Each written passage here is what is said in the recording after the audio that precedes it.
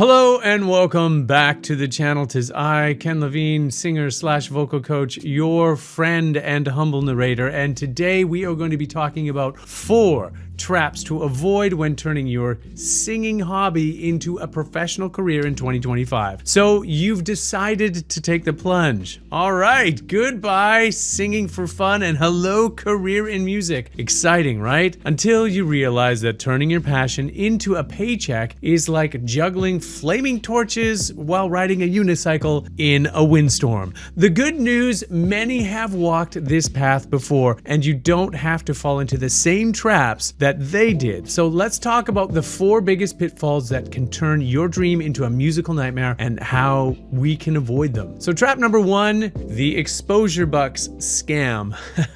How many times have you heard this? Exposure, the magical currency that somehow never pays the rent but gets thrown around like confetti at a cheap wedding. You'll hear it a lot. We can't pay you, but this is great exposure. Sure, buddy. Tell that to the grocery store when you're trying to buy dinner. So the reality check is every artist from Ed Sheeran to Lady Gaga started by playing small, unpaid gigs. But they knew when to stop. Even Taylor Swift, who played for free in cafes early on, made sure those gigs led to real opportunities. And she said, people haven't always been there for me, but music always has. And music will be there for you too. But it doesn't mean you ever have to work for free or work for free forever. So how do you dodge it? You need to just set some boundaries. If an opportunity isn't paying cash, it better be offering massive career benefits. A new audience, perhaps, maybe a networking opportunity, or a stepping stone to some bigger gigs. And hey, if the venue can pay the bartender and the sound tech and the guy selling merch, I think they can pay you too.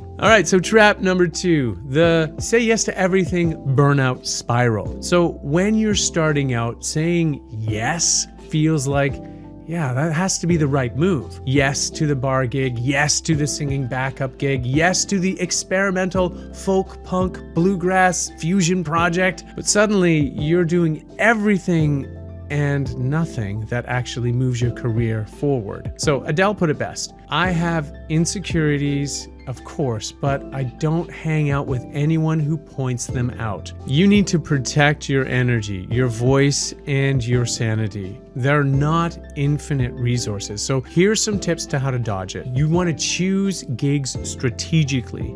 Will this help you grow? Will this get you noticed or put actual cash in your pocket? If not, it's okay to say no. Prioritize what moves your career forward. Yes, of course. And instead of wearing yourself out, singing at every open mic night within a 50-mile radius. So I will point out this. Your gut might be wrong. You may say, I have some boundaries, I have parameters, I'm going to say no, but there might be something that will really fuel you to saying yes to a certain project.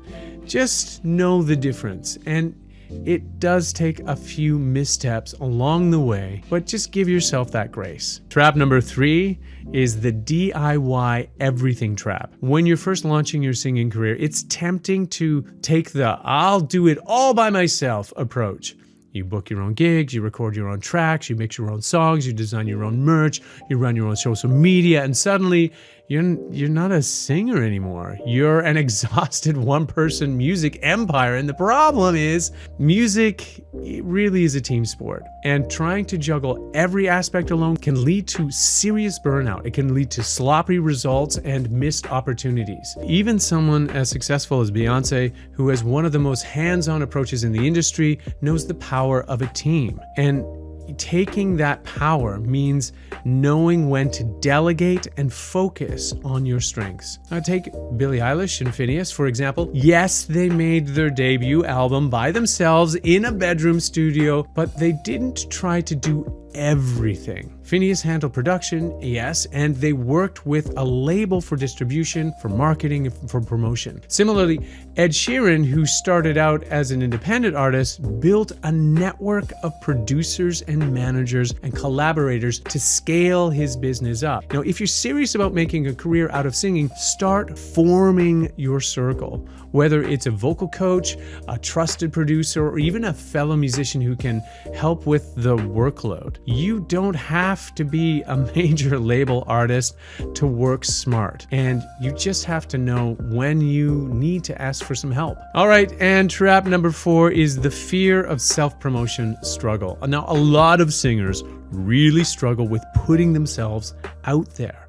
After all, singing in music is really, really personal. You put a lot of emotion, you put a lot of yourself in it, and you feel kind of exposed and raw. And the thought of shouting, "Hey, everyone, listen to me," well, it can kind of feel cringy. But here's the truth. If you don't promote yourself, no one else will. Even a superstar like Lady Gaga did not wait to be discovered. She used every platform available, performing in tiny clubs, making outrageous fashion statements, and posting everywhere until she had become impossible to ignore. If she had waited for someone to hand her a career, we wouldn't have classic like Bad Romance or Shallow. The trick is to reframe promotion as sharing.